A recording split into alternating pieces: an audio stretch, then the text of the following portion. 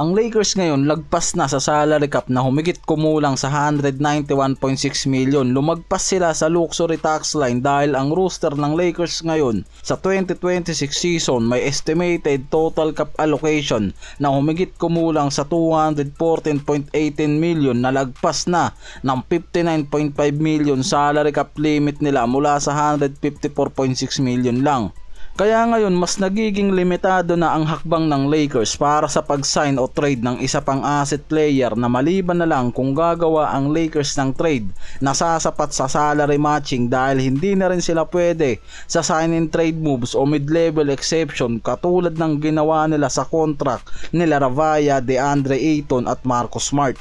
Kaya nga kung balak talaga ng Lakers na makakuha ng additional talent o asset sa roster na magpapalakas lalo ng defensive depth nila kailangan talaga nila gumawa ng hakbang gamit ang salary match trade. Sa report kasi balak pa rin talaga ngayon gumawa ng Lakers ng isang trade bago magtapos ang off-season sa pagpapalalim nila ng front o perimeter depth. Dalawa lang naman yung realistic trade talaga ngayon na nakikita sa Lakers dahil sa lahat ng source, analyst at media outlet walang ibang lumalabas na pangalan dyan kung hindi ang backup center na target ng Lakers para kay Ayton etong si Robert Williams III at itong pagiging elite guard defender naman ni Jrue Holiday ang target ng Lakers na nakikitang magiging fit sa lineup ng roster lalo na pagdating kay Smart na magpapatibay lalo ng perimeter defense nila dahil pwede talagang makuha ng Lakers yung isa man sa dalawang yan na balak talaga nilang makuha na magpapalakas ng front depth nila. Malinaw ang target talaga ng mga to si Robert Williams pagdating sa center at kung perimeter defense naman ang hahabulin nila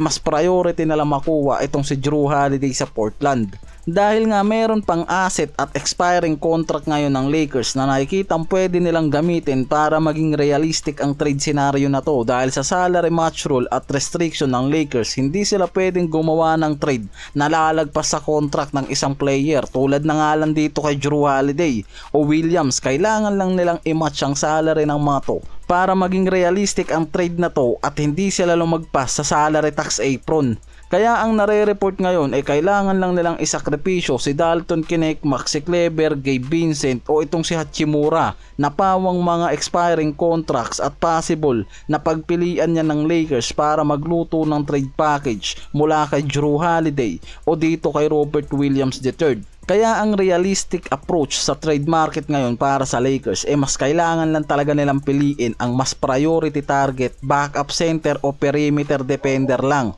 Dahil kung parehas nilang susubukan makuha yan hindi magiging makatotohanan ng report na to at syempre pati yung content ko mga pare ko dahil nga magiging malabo pa sa sabaw ng pusit ang pagkuha ng Lakers sa dalawang to dahil sa salary cap apron at restriction ng mga to ngayon. Yan yung problema nila kaya mas limitado ang pag-sign and trade ng mga to ngayon. Si Holiday ngayon meron na lang cap hit na nagkakahalaga ng 32.4 million mula sa 3 years contract niya noon kasama ang player option na 37.2 million sa 2027 to 2028. Prorated average lang ngayon ang meron niyan mula sa 33.6 million per year pero mas specific ang halaga mula sa 32.4 million. At ang total salary contract mula kay Rui at Hachimura merong 18 million contract yan sa 2026 season at Gabe Vincent na may 11.5 million at Dalton Knecht na may rookie contract ngayon mula sa 4 million cap hit na aabutin nga halos ng 40 million na lalagpas pa mula sa 32.4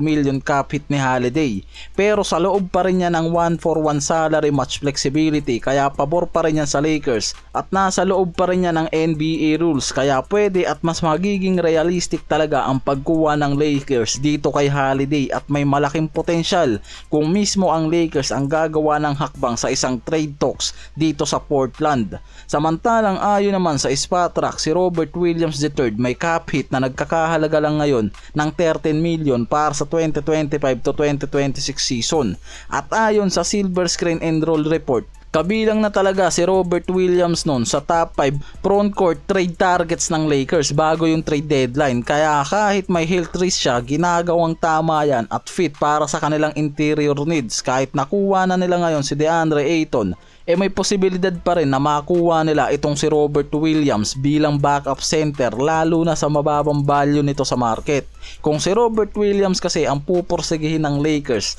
kailangan lang nila ng mas mababang trade package na magmumula kay Dalton Knecht, Gabe Vincent, at hindi nila kailangang isama sa trade package itong si Rui Hachimura. Yan yung magiging advantage, kaya kailangan lang talaga ngayon mamili ng Lakers kung ano talaga ang mas kailangan nila, backup center o isa pang elite guard, dahil nakikitang malaki ang potential na makagawa pa talaga ngayon ang Lakers ng trade na magmamatch sa salary ng mga trade target nila. Pero isang hakbang lang to mga pare ko, pwede nilang gawin, kaya mas kailangang mag-ingat ang Lakers kung anong role talaga ang mas kailangan pa nila sa lineup. Kung backup center, si Mark Williams panigurado ang makukuha niyan, at kung elite defender naman na magiging fit kay Marcus Smart at sa duo ni Luka at LBJ, malaki ang potential na makuha talaga nila itong si Jrue Holiday sa Portland, lalo na ngayon na nasa report na nasa rebuilding program na rin ang team na to, kaya isa lang sa dalawang yan ang posibleng makuha ng Lakers sa isang trade.